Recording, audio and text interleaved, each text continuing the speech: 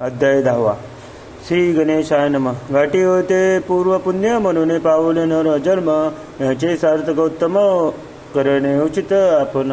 ऐसे म्हणे करून विचार आरंभिले स्वामी चरित्र, ते शेवटासी नेणार स्वामी समर्थ असती पै.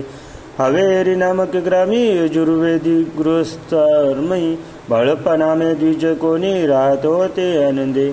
संपत्ती आणि संतती अनुकूल सर्वतया प्रती, सावकारी सपारी करीती जनी वागती प्रतिष्ठित. 30 वर्षाचे वय झाले संसारात बगले, सद्गुर सेवेचे दिवस आले मती पालटली तयांची. जरी संसारी वर्तेती तरी मनी नाही शांती, योग्य सद्गुरु आपणा प्रती कोठे आता भेटेल. पंचपक्वाने सुवर्ण ताटी भरून आपणा पुढे येती, पाहुनी या स्वप्ने अशा गोष्टी उल्हासले माणस. तत्काळ केला निर्धार सोडावे सर्व घरदार, माया पाश दृढोत्तर विवेक शस्त्रे तोडावा. सोलापुरी कामासी असे सांगून सर्वत्रांसी, निघाले सद्गुरु शोधासी घरदार सोडून. गुरगोड ग्राम प्रख्यात तेथे आले फिरत फिरत, जेथे चिदंबर दीक्षित महापुरुष जन्मले.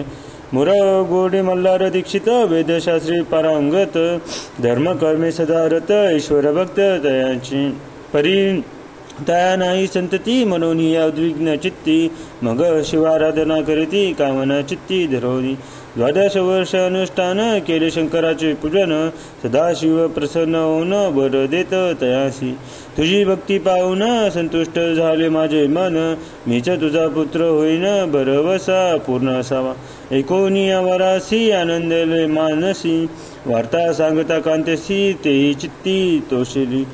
9 मास भरता पूर्ण कांता प्रसवली पुत्र रत्न, मल्हार दीक्षिते आनंदोन संस्कार केले यथाविधी. चिदंबर नामाभिधान ठेवली तया लागून, शुक्ल पक्षी समान बाळ वाढू लागले. पुढे काय मोज बंधन वेदशास्त्री झाले निपुण, निगुंठ शिक्षा व्याकरण काव्य ग्रंथ पडविले. एकदा यजमानाचे घरी व्रत होते गज गौरी, चिदंबर तयावसरी पूजे लागी आणले. प्राणप्रतिष्ठा मंत्र म्हणता गजासी प्राण येऊनी तत्वता, चालू लागला हे पाहता विस्मित झाले यजमान.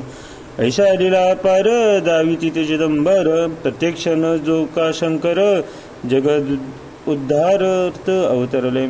असो पुढे प्रौढपणी यज्ञ केला दीक्षितांनी, सर्व सामग्री मिळवणी द्रव्य बहुत खर्चले. त्या समी एके दिनी ब्राह्मण बैसले भोजनी, तुप गेले सोरोनी दीक्षितात समजले.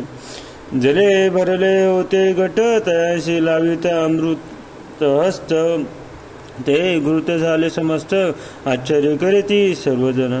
तेव्हा पुणे शहरामाजी पेशवे होते राव बाजी, ऐसे समय ते सहजी दर्शनाते पात्र. अन्यायाने राज्य करीती दुसऱ्यांचे द्रव्य हरती, यामुळे जन झाले त्रस्त दाद त्यांची लागेना.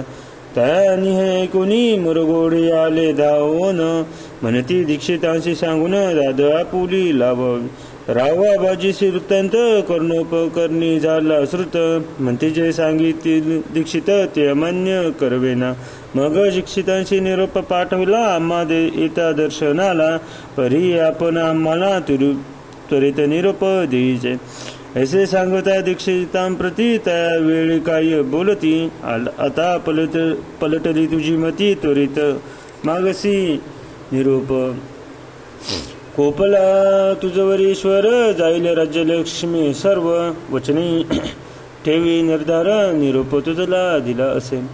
सिद्ध वाक्य सत्य झाले रावबाजीचे राज्य गेले, ब्रह्यावरती राहिले परतंत्र जन्मवारी.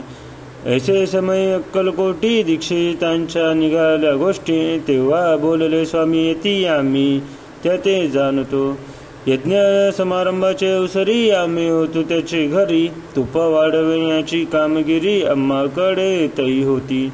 महासिद्ध दीक्षित त्यांचे वर्णिले अल्पवृत्त, मुरगोडी बाळप्पा येत पुण्यस्थान जाणून. तेथील ऐकिला वृत्तांत अक्कलकोटी स्वामी समर्थ, भक्तजन तारणार्थ येती रूपे प्रगटले. इति श्री स्वामी चरित्र सारामृत नाना पाकृत कथा समंत सदा परिसोत प्रेमळ भक्त दशमध्याय गूढः श्री स्वामी राज पर्णमस्तु शुभ भवतु श्रीरस्तु।